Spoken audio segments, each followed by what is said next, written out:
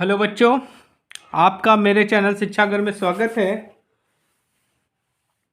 5000 objective question की कड़ी में आज हम लेक्चर नंबर 3 देखेंगे, जिसमें आपको मैं लगभग 70 ऑब्जेक्टिव क्वेश्चंस को बताऊंगा। ये क्वेश्चंस आपके होने वाले यूपीपीसीएल एग्ज़ाम TG2 की तैयारी के लिए हैं। अगर आप मेरे चैनल पर नए हैं तो प्लीज़ मेरे चैनल को लाइक करिए, शेयर करिए एंड सब्सक्राइब करिए, और हो सके तो वीडियो को पूरा देखिए, और हो सके तो आप इनको नोट्स बना लीजिए, क्योंकि आपके अपकमिंग एग्ज़ाम में बहुत ये काम आएंगे। और ये क्वेश्चंस जो हैं यूपीपीसीएल एग्ज़ाम में किसी न किसी ईयर में पूछे गए हैं। चलिए अगला क्वेश्चन पहला क्वेश्चन देखते हैं। पी पोल मशीन के इलेक्ट्रिकल और मैकेनिकल डिग्री में संबंध होता है। Theta electrical is equal to 2/थीटा p. Theta E is equal to, देखिए थीटा ई मतलब क्या है, ये पढ़ समझ लीजिए। थीटा ई मतलब है electrical degree,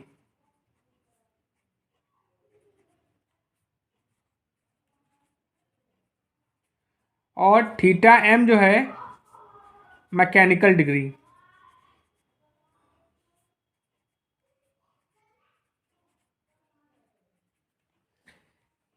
theta E is equal to P/2 theta M. Theta E is equal to 2P theta M, और थर्ड है theta E is equal to theta M. तो बच्चों क्या रिलेशन होता है? रिलेशन ही होता है इलेक्ट्रिकल डिग्री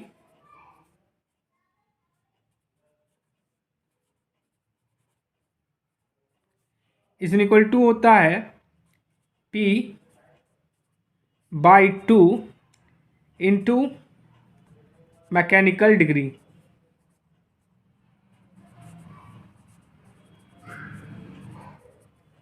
चलिए अगला क्वेश्चन देखते हैं। डीसी मोटर में वाइंडिंग लॉसेस किसके समानुपाती होते हैं? सप्लाई वोल्टेज के, square of the supply voltage, square of the flux density, square of the armature speed. तो बच्चों इसमें आंसर क्या होगा? Square of the armature speed. ठीक है, चलिए अगला क्वेश्चन देखते हैं। डायनेमिकली इंड्यूस ईएमएफ का सिद्धांत प्रयोग होता है। ठीक है, कहाँ यूज होता है? ट्रांसफार्मर, चोक, जनरेटर, थर्मोकपल।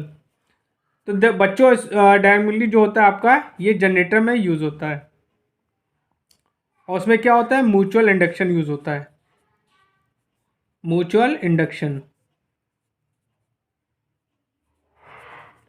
चोक क्या करती है? करंट को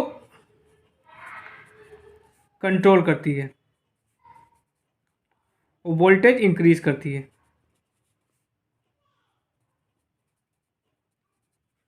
ठीक, चलिए अगला क्वेश्चन देखते हैं। निम्न में से डीसी मशीन का भाग नहीं है? Armature, commutator, field winding, damper winding, damping winding. तो देखिए आर्मेचर होता है, कम्यूटेटर होता है, फील्ड वाइंडिंग होता है, डैम्पिंग वाइंडिंग जो होती है डीसी मशीन में नहीं होती। डैम्पिंग वाइंडिंग जो होती है आपके कहाँ यूज़ होती है? सिंक्रोनस मोटर में यूज़ करते हैं। सिंक्रोनस मोटर में हम लोग डैम्पर वाइंडिंग यूज़ करते हैं।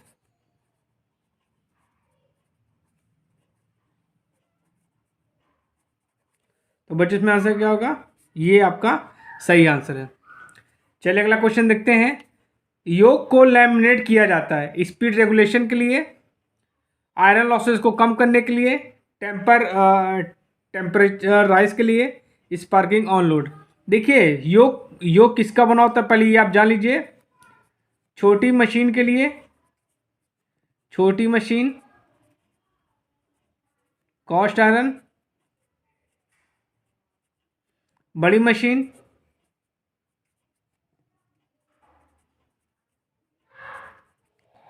Cast steel. अच्छा, इसको लैमिनेट क्यों करते हैं? एडी करंट लॉसेस को कम करने के लिए लैमिनेट करते हैं, एडी करंट लॉस को कम करने के लिए।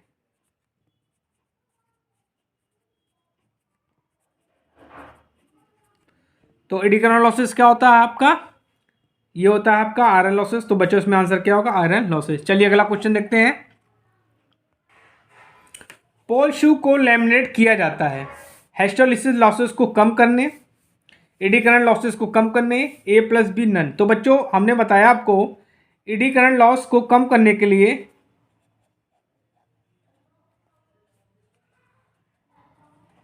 क्या करते हैं, लैमिनेट करते हैं, ठीक है। और इसको कम करने के लिए सिलिकॉन स्टील यूज करते हैं।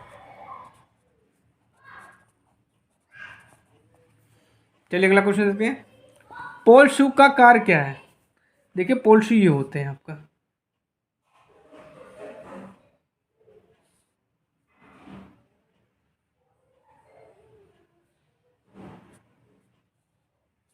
ये क्या होते हैं आपके पोल शू होते हैं, ये जो होते हैं ये क्या करते हैं। अब देख कुछ ऑप्शन क्या दिया, मैग्नेटिक पाथ का रिलेक्टेंस कम करना, फील्ड कॉइल को सपोर्ट के लिए, यूनिफॉर्म फ्लक्स डिस्ट्रीब्यूशन प्राप्त करने के लिए।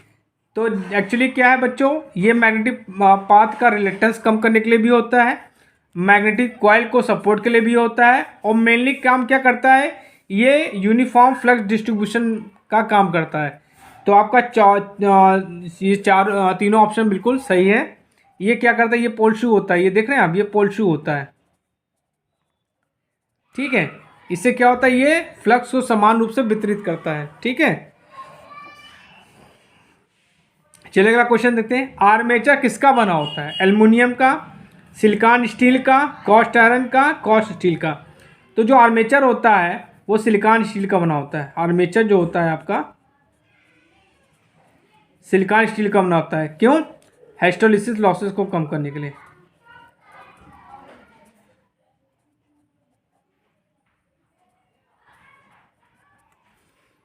कास्ट आयरन से हम लोग बनाते हैं योक,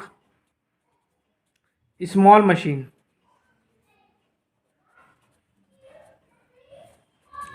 कास्ट स्टील ये भी योक बनता है, और ये क्या होती है, बड़ी मशीनों के लिए।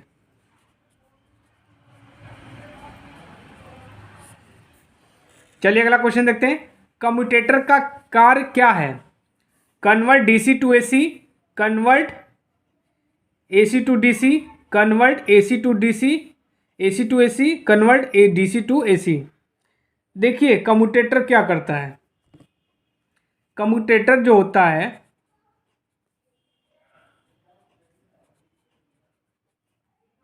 कम्यूटेटर ये क्या करता है, जनरेटर में एसी को डीसी में कन्वर्ट करता है,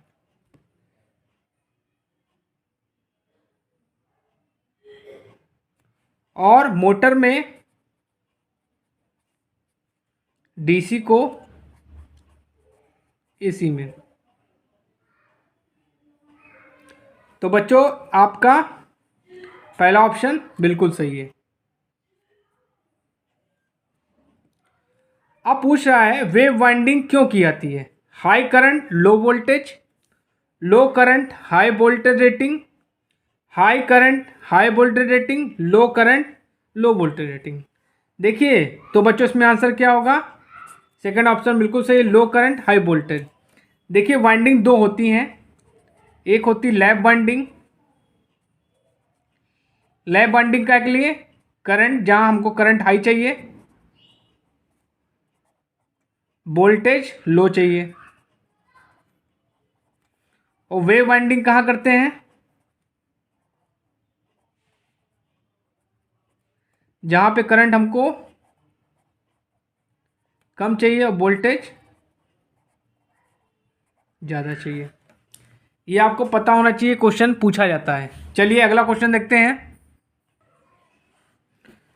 इन lap winding the number of brushes is always dash dash the number of poles, double, same as, half, none. तो बोल रहा है कि लैप बाइंडिंग में जो नंबर ऑफ ब्रशेस होते हैं वो क्या होते हैं, ठीक है, तो सेम होते हैं। देखिए लैप बाइंडिंग में ए बराबर पी होता है, और वेव बाइंडिंग में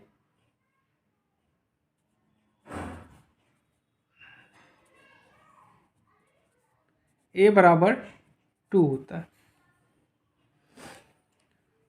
लैब बाइंडिंग में ईएमएफ का इक्वेशन क्या होगा, formula phi Z P N by 60 A, और वेव बाइंडिंग में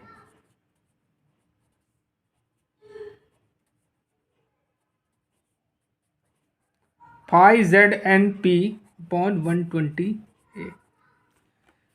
चलिए अगला क्वेश्चन देखते हैं। वेल्डिंग जनरेटर में कौन सी वाइंडिंग होती है? देखिए, वेल्डिंग जनरेटर में हमको करंट हाई चाहिए, करंट हमको हाई चाहिए, वोल्टेज लो चाहिए, तो वहां पे कौन सी वाइंडिंग करेंगे? लैप वाइंडिंग करेंगे। तो बच्चों आंसर क्या होगा इसमें? Lap winding. डमी कॉइल का प्रयोग होता है इफिशियंसी बढ़ाने के लिए, कम्यूटेशन को इम्प्रूव करने के लिए, आर्मेचर का मैकेनिकल बैलेंस मेंटेन के लिए, मशीन की कीमत कम करने के लिए। तो बच्चों आंसर क्या होगा? आर्मेचर का मैकेनिकल बैलेंस मेंटेन करने के लिए। तो बच्चों आपका थर्ड ऑप्शन बिल्कुल सही है। सीरीज फील्ड वाइंडिंग में होते हैं few turns of the thick wire होते हैं, few turns of the thin wire होते हैं, many turns of the thick wire होते हैं, many turns of the thin wire होते हैं। देखिए, सीरीज वाइंडिंग जो होती है, सीरीज फील्ड वाइंडिंग,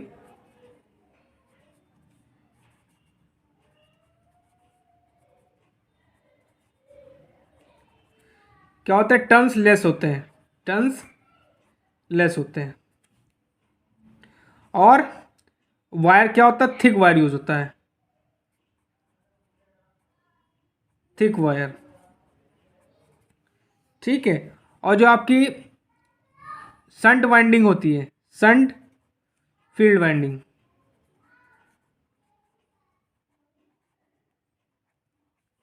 उसमें टर्न्स क्या होते हैं? मोर होते हैं। टर्न्स क्या होते हैं बच्चों? मोर होते हैं, ज़्यादा होते हैं। और जो थिन वायर यूज़ होता है, क्या होता है? थिन वायर यूज़ होता है, पतला तार यूज़ होता है। तो बच्चों यहाँ से आपसे क्या पूछा जा रहा है? आपसे पूछा जा रहा है कि सीरीज फील्ड वाइंडिंग है, तो इसमें क्या होंगे? फ्यू टर्न्स होंगे, कितने? मोटे तारों के। ठीक, चलिए अगला क्वेश्चन देखते हैं। इन अ separately excited DC generator, the field is connected in series with an armature across the armature to an external supply sources, none of the above। तो बच्चों इसमें आंसर क्या होगा?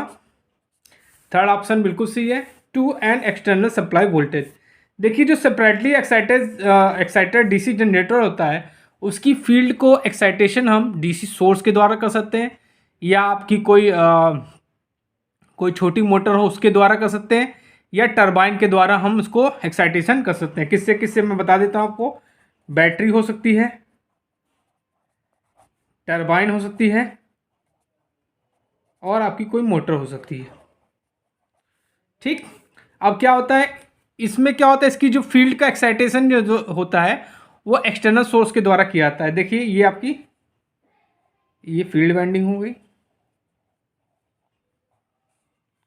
इसको एक्साइटेशन जो है हम कोई सोर्स के द्वारा करते हैं, और ये आपका आर्मेचर हो गया। ठीक, ओके, ये आपका सेपरेटली एक्साइटेड जनरेटर हो गया। चलिए अगला क्वेश्चन देखते हैं। डीसी शंट जनरेटर में आर्मेचर करंट होगी। देखिए, डीसी शंट जनरेटर होता है क्या, समझ लीजिए। आपका ये आपका फील्ड वाइंडिंग हो गई, इसको हम आर्मेचर के पहले में जोड़ देते हैं, इसलिए इसको हम लोग शंट बोलते हैं, ये पता होगा आप लोग को। और ये आपका लोड हो गया, ये आपका ईएमएफ हो गया, ये प्लस हो गया, ये माइनस हो गया, ये आपका आरएफ हो गया, ये आपका आर ए हो गया।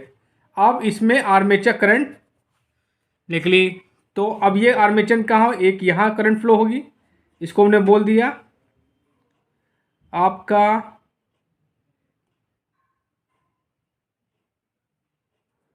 ये आपका हो गया आई एल, और ये आपका हो गया शंट करंट।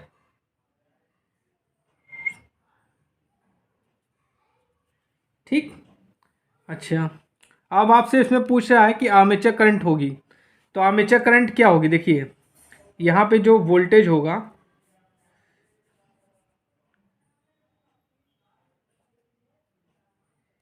ये क्या होगा,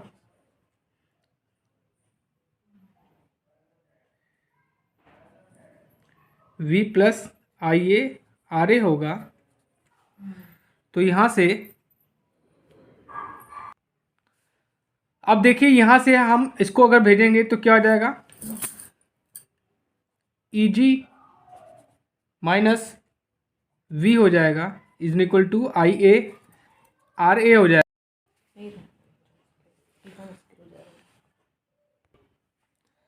अब यहाँ पे हम यहाँ से अगर हम आर्मेचर करंट की वैल्यू निकालेंगे तो क्या हो जाएगा, I is equal to E g minus V upon R a हो जाएगा। तो यहाँ पे आई ए की वैल्यू हो जाएगी ई g minus V upon R ए। तो बच्चों आपका ये थर्ड ऑप्शन बिल्कुल सही है। अब देखिए जो ये शंट होता है, इसमें टर्न्स क्या होते हैं, ज़्यादा होते हैं, टर्न्स मोर होते हैं, और वायर थिन वायर होता है, पतला वायर। और डीसी जनरेटर का हम लोग कहाँ यूज़ करते हैं, इलेक्ट्रोप्लेटिंग में यूज़ करते हैं, इलेक्ट्रोप्लेटिंग में, इलेक्ट्रोप्लेटिंग में करते हैं, लेथ मशीन में यूज़ करते हैं। ठीक, चलिए अगला क्वेश्चन देखते हैं। The series field of a short shunt DC generator is excited by dash dash current, armature current, short field, load, और I L plus I S H. तो इसमें बच्चों आंसर क्या होगा, आर्मेचर। चलिए अगला क्वेश्चन देखते हैं। एक जनरेटर अवशिष्ट चुंबकत्व का गुण खो सकता है कब, हीटिंग से, वाइब्रेशन से, ओवर एक्साइटेशन से, एनी ऑफ दीज। तो बच्चों क्या होगा, हीटिंग से वो क्या कर सकता है, अपना रेजिडुअल मैग्नेटिज्म की प्रॉपर्टी लूज कर सकता है या खो सकता है, लॉस कर सकता है। चलिए अगला क्वेश्चन देखते हैं। An ideal DC generator has a regulation of dash dash percentage. तो जो आइडियल होता है, ideal DC generator, DC ideal generator, उसका जो रेगुलेशन होता है, रेगुलेशन क्या होगा बच्चों, रेगुलेशन जो होगा ज़ीरो होगा। और जिसका रेगुलेशन जीरो होता है वो क्या होता है, अच्छा होता है। ठीक है, चलिए अगला क्वेश्चन देखते हैं। Which of the following DC generator has rising V I characteristic, series, shunt, compound and none. तो बच्चों इसमें आंसर क्या होगा, सीरीज। ठीक है, चलिए अगला क्वेश्चन देखते हैं। देखिए सीरीज जनरेटर जो होता है एज अ बूस्टर यूज़ करते हैं, ये बूस्टर ट्रांसमिशन लाइन में ये बूस्टर की तरह यूज़ किया जाता है। चलिए अगला क्वेश्चन देखते हैं। Which of the following DC generator will have negligible terminal voltage और no load, shunt, series, compound, none. तो बच्चों इसमें आंसर क्या होगा, सीरीज। चलिए अगला क्वेश्चन देखते हैं। An exciter of turbo generator is a DC generator, shunt, series, compound और सेपरेटली। तो बच्चों आंसर क्या होगा, शंट। चलिए अगला क्वेश्चन देखते हैं। किस जनरेटर का पुअरेस्ट वोल्टेज रेगुलेशन होता है, शंट का होता है, ओवर कंपाउंड का होता है, अंडर कंपाउंड का होता है, डिफरेंशियल कंपाउंड का होता है। तो बच्चों इसमें आंसर क्या होगा, डिफरेंशियल कंपाउंड का जो होता है पुअरेस्ट वोल्टेज रेगुलेशन होता है। डीसी शंट जनरेटर का अवशिष्ट चुंबकत्व प्राप्त किया जा सकता है, शंट फील्ड ग्राउंड करके, रोटेशन ऑफ द जनरेटर को रिवर्स करके, शंट फील्ड को बैटरी से कनेक्ट करके, जनरेटर को नो लोड पर कुछ समय के लिए चलाने पर। तो बच्चों आंसर क्या होगा? शंट फील्ड को बैटरी से कनेक्ट करके। आर्क वेल्डिंग में किस जनरेटर का प्रयोग होता है? Series generator, shunt generator, cumulatively compound generator, differential compounded generator. तो बच्चों आंसर क्या होगा? डिफरेंशियल कंपाउंडेड जनरेटर का प्रयोग हम लोग आर्क वेल्डिंग में करते हैं।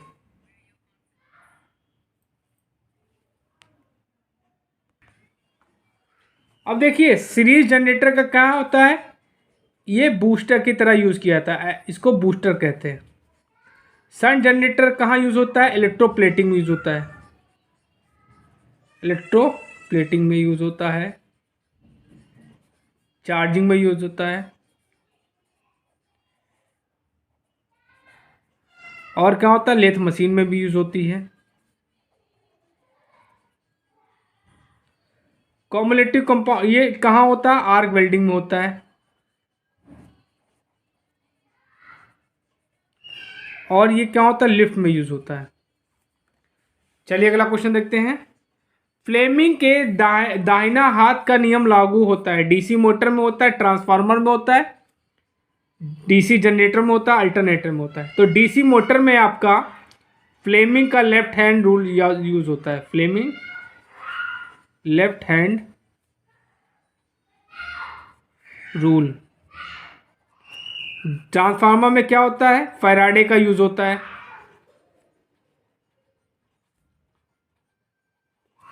जनरेटर में क्या होता है? फ्लेमिंग राइट हैंड यूज होता है।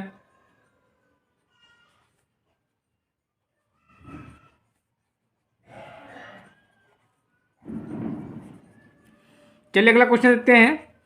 The efficiency of a DC generator means its electrical efficiency, overall efficiency, mechanical efficiency, none. तो बच्चों आंसर क्या होगा इसका? Overall efficiency. चलिए अगला क्वेश्चन देखते हैं। DC shunt generator constant losses बराबर होंगी, hysteresis losses, mechanical losses, hysteresis losses plus shunt copper losses. तो बच्चों आंसर क्या होगा? Hysteresis losses plus shunt copper losses. DC generator की बॉडी किसकी बनी होती है? नरम लोहा, ढलवे लोहे की जिसको कास्ट आयरन बोलते हैं, कठोर लोहे की, सिलिकॉन स्टील की। देखिए ये क्या होता है, इसका यूज होता है, जो बॉडी होती है उसको बोलते हैं योक। योक किसका होता है? कास्ट आयरन का बना होता है। ठीक, सिलिकॉन स्टील का आपका आर्मेचर बना होता है।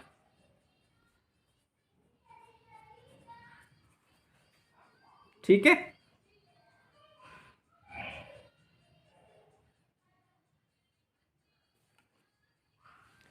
डीसी जनरेटर में कम्यूटेटर का कार्य होता है डीसी को एसी में बदलना, एसी को डीसी में बदलना, एसी को एसी में बदलना, डीसी को डीसी में बदलना।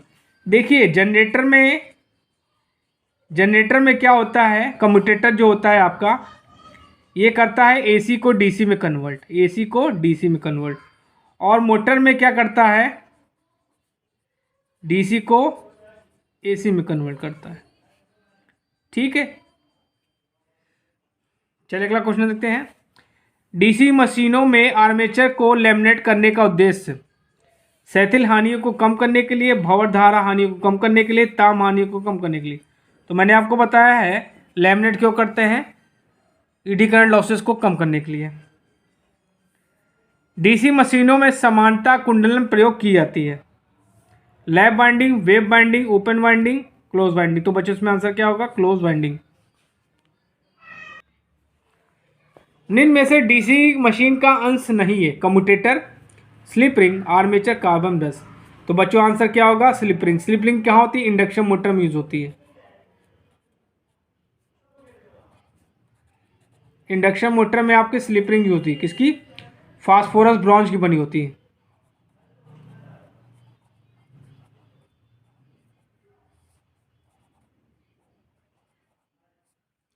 आर्मेचर मतलब इसमें डीसी मशीन का भाग क्या है? स्लिप रिंग नहीं है, ये इंडक्शन मोटर में पाया जाता है।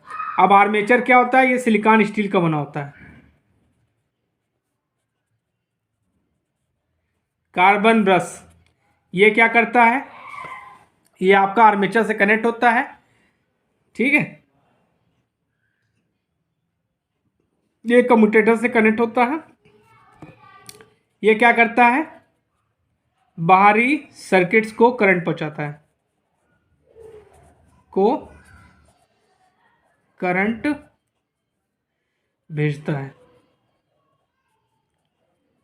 कम्यूटेटर क्या करता है, एसी को डीसी जनरेटर में, मोटर में डीसी टू एसी करता है। डीसी जनित में आर्मेचर से किसके माध्यम से करंट प्राप्त करते हैं, commutator, armature, field winding, damper winding. तो बच्चों आंसर क्या होगा, कम्यूटेटर। ठीक, डीसी मशीनों में फील्ड वाइंडिंग कहाँ रखी जाती है, रोटर पर, एट प्लेट पे, कम्यूटेटर पे, स्टेटर पे। तो बच्चों कहाँ होती है, स्टेटर पे रखी जाती है फील्ड वाइंडिंग। डीसी मशीनों में ब्रश किसका बना होता है, तांबा का, माइका का, कार्बन का, एल्युमिनियम का। कार्बन का कहिए या ग्रेफाइट कहिए। ठीक, डीसी मशीनों में क्या होता है, कार्बन का या ग्रेफाइट का ब्रश बना होता है। बैक ईएमएफ का अन्य नाम क्या है, काउंटर ईएमएफ, धनात्मक ईएमएफ, ऋणात्मक ईएमएफ, बी प्लस सी। तो इसको बोलते हैं counter EMF. EMF, back EMF को हम लोग काउंटर ईएमएफ भी बोलते हैं। चलिए अगला क्वेश्चन देखते हैं। विरोधी ईएमएफ का सूत्र है EB is equal to 60A/5ZNP, EB is equal to 5ZPN/68, EB is equal to N into P/60A, EB is equal to NZ/60A। देखिए ये आपका आंसर बिल्कुल सही है। लैप बाइंडिंग में अगर आपकी लैप बाइंडिंग है तो आपका ये फॉर्मूला होगा ईएमएफ का। अगर वेव बाइंडिंग है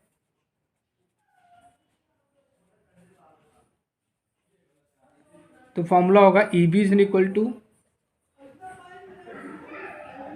5ZNP60/120। ये आपका इसमें वेव बाइंडिंग में ये होगा। चलिए अगला क्वेश्चन देखते हैं।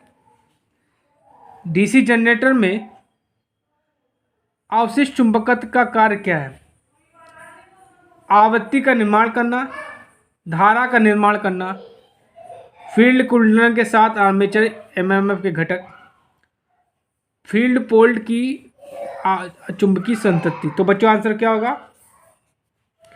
फील्ड कुंडलन के साथ आर्मेचर एमएमएफ के घटक। डीसी मशीनों में आर्मेचर लैमिनेशन की सामान्य मोटाई कितनी रखी जाती है, 5 mm, 0.5 mm, 0.05 mm, 0.005 mm। देखिए मोटाई क्या होती है, 0.35 mm टू 0.5 mm रखी जाती है। तो बच्चों आपका सेकंड ऑप्शन बिल्कुल सही है। डीसी मशीनों में फील्ड वाइंडिंग समानता किसकी बनी होती है, स्टील की, तांबे की, कार्बन से, कास्ट आयरन से। तो देखिए कास्ट आयरन से क्या बनेगा, आपका योग बनेगा, कार्बन से आपका ब्रश बनेगा, वाइंडिंग कॉपर से आपकी वाइंडिंग्स बनती है। तो बच्चों आंसर ये आपका बिल्कुल सही है। डीसी मशीनों में घर्षण हानियां निर्भर करती हैं, धारा पर, वोल्टा पर, गति पर, नन पे। तो बच्चों क्या किस पे डिपेंड करेगी, गति पर। डीसी मशीनों में कम्यूटेटर कार्बन ब्रशों की संख्या निर्भर करती है आर्मेचर गति पर, वाइंडिंग के प्रकार पर, वोल्टा पर, आर्मेचर धारा की मात्रा पर। तो बच्चों आंसर क्या होगा, आर्मेचर की मात्रा। ठीक, डीसी मशीन में सबसे अधिक गर्मी सहन करने वाला भाग है, फील्ड है, आर्मेचर है, कम्यूटेटर है, सॉफ्ट है। तो क्या होगा, फील्ड।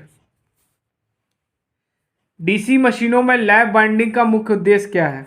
उच्च धारा निम्न वोल्टता, निम्न धारा उच्च वोल्टता, उच्च धारा उच्च वोल्टता, निम्न धारा निम्न वोल्टता। देखिए लैप वाइंडिंग हम लोग क्या करते हैं, करंट हाई, वोल्टेज लो। वेव वाइंडिंग क्या करेंगे,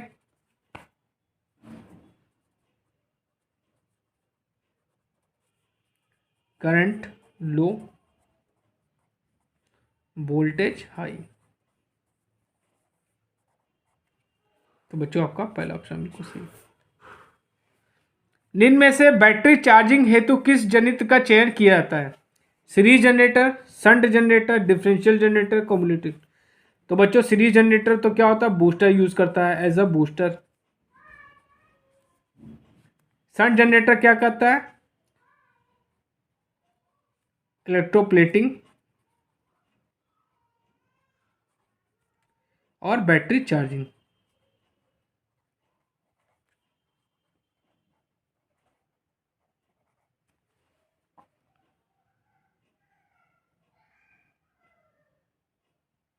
चलिए अगला क्वेश्चन देखते हैं। डीसी संचरण लाइनों में वोल्टा ड्रॉप पूर्ति हेतु किस जनरेटर का चयन करेंगे? Series generator, shunt generator, differential generator, cumulative generator. तो बच्चों किसका यूज करेंगे, सीरीज जनरेटर। ये क्या करता है, एज अ बूस्टर यूज होता है। शंट जनरेटर क्या होगा, बैटरी चार्जिंग।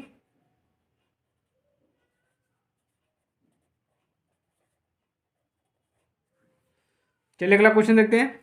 आर्क वेल्डिंग में किस जनरेटर का प्रयोग करेंगे?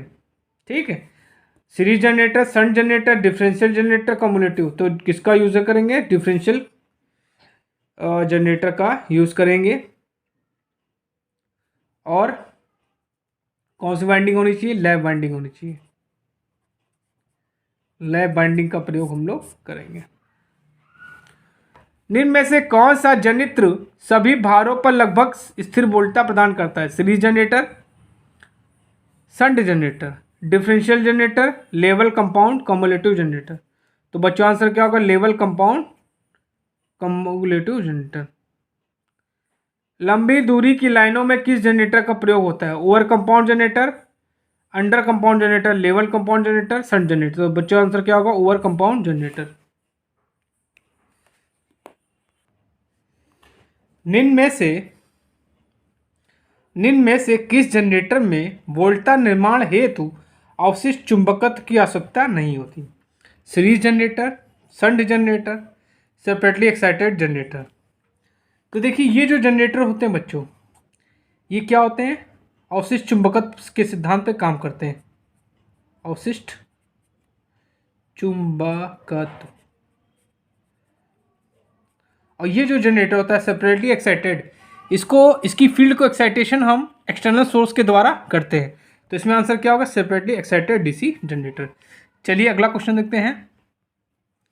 फ्लेमिंग के बाएं हाथ का नियम डैश डैश के लिए लागू होता है? Generator, motor, induction motor, transformer. देखिए जनरेटर में क्या होता है, आपका राइट हैंड रूल यूज होता है। फ्लेमिंग का राइट हैंड रूल यूज होता है, राइट हैंड रूल। मोटर में लेफ्ट हैंड रूल होता है।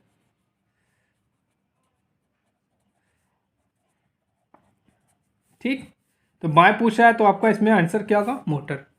इंडक्शन मोटर में क्या होता है, इंडक्शन पे काम करता है। और जो ट्रांसफार्मर होता है ये भी म्यूचुअल इंडक्शन पे काम करता है। और दोनों का जो वर्किंग प्रिंसिपल होता है इंडक्शन मोटर ट्रांसफार्मर का लगभग सेम होता है। कम्यूटेटर सेगमेंट को साफ करने के लिए किसका उपयोग करेंगे? पानी तो करेंगे नहीं, एल्कोहल भी नहीं करेंगे, रेगमाल भी नहीं करेंगे। किसका करेंगे हम, सीटीसी का, कार्बन टेट्रा क्लोराइड। सीटीसी मतलब कार्बन टेट्रा क्लोराइड। एक डीसी जनरेटर में कौन सी हानि भार के साथ परिवर्तित होती है? Copper losses, eddy current losses, hysteresis losses, windage losses. तो बच्चों आंसर क्या होगा आपका, कॉपर लॉसेस। और जो आपका एडी करंट और हिस्टोलिसिस लॉसेस होते हैं ये क्या होते हैं, ये फिक्स लॉसेस होते हैं। चलिए अगला क्वेश्चन देखते हैं। एक डीसी मशीन के ब्रशों पर स्पार्किंग के कारण को चुनें। Dirty yoke, dirty pole core, dirty armature core, dirty commutator. तो बच्चों क्या होगा इसमें आंसर? Dirty commutator. चलिए अगला क्वेश्चन देखते हैं। डीसी मशीन में ब्रशों के लिए कौन सी सामग्री प्रयोग की जाएगी? Carbon, brass, mica, silicon, steel. तो बच्चों आंसर क्या होगा? कार्बन। एक डीसी मशीन में स्टेटर तथा रोटर बीच के कोण होता है? 0 डिग्री होता है, 90 डिग्री होता है, 180 डिग्री, 60 डिग्री। तो बच्चों आंसर क्या होगा? 90 डिग्री। एक डीसी जनरेटर में आर्मेचर कंडक्टर में किस प्रकार का ईएमएफ प्रेरित होता है? डीसी होता है, रेक्टिफाइड एसी होता है, एसी होता है, हाफ वेव रेक्टिफायर होता है। तो आपका क्या होगा इसमें? एसी होगा। और कम्यूटेटर क्या करता है? इसको कम्यूटेटर जो होता है आपका इस एसी को किस में कर देता है? डीसी में कन्वर्ट कर देता है। चलिए लास्ट क्वेश्चन देखते हैं बच्चों। डीसी मशीन में यदि पी ध्रुवों की संख्या है, एन आरपीएम में गति है, तो उत्पन्न ईएमएफ की आवृत्ति होगी। तो ये होगा आपका आंसर। पहला आपका बिल्कुल सही है। F is equal to P N by 120। ये किससे आई? इससे आई। N S equal to 120 F by P फॉर्मूले से इसको हमने लाया है। तो बच्चों आज मैंने आपको लगभग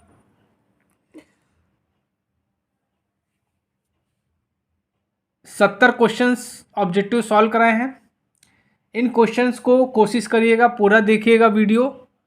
और अगर आप मेरे चैनल पर नए हैं तो प्लीज़ चैनल को लाइक करिए, शेयर करिए एंड सब्सक्राइब करिए, जिससे आपकी यूपी पीसीएल की तैयारी अच्छे से हो सके।